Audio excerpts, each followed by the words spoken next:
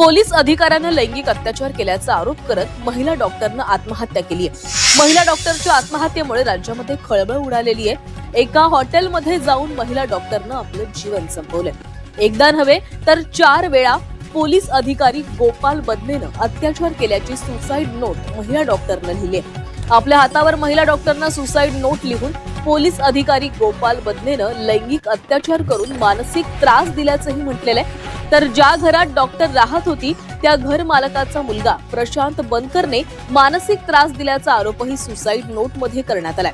गोपाल बदने आणि प्रशांत बनकरवर बलात्कार आणि आत्महत्येस प्रवृत्त केल्याचा गुन्हा दाखल करण्यात आलेला आहे। गुन्ह्यातील सर्वांचे मोबाईल सीडीआर काढण्यात येणार आहेत। तसंच फरार आरोपींचा शोध घेण्यासाठी पथकं तयार करण्यात आली आहेत।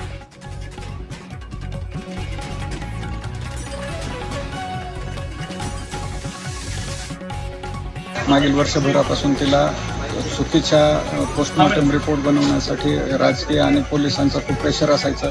तिने ते आमच्या दुसरी बहीण मेडिकल ऑफिसर आहे, तिला ते सांगायची, परंतु एवढं असेल असं वाटलं नव्हतं। परंतु शेवटी त्या त्रासाला कंटाळून आणि तिला कदाचित सहन झालं नसेल, तिनं काल आत्महत्या केली।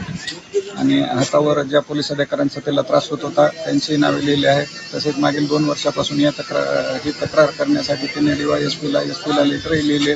त्यांची आवक जावक म्हणून रजिस्टरलाही झालेली आहे, पण त्यावर कोणतीही कार्यवाही आजपर्यंत झालेली नाही।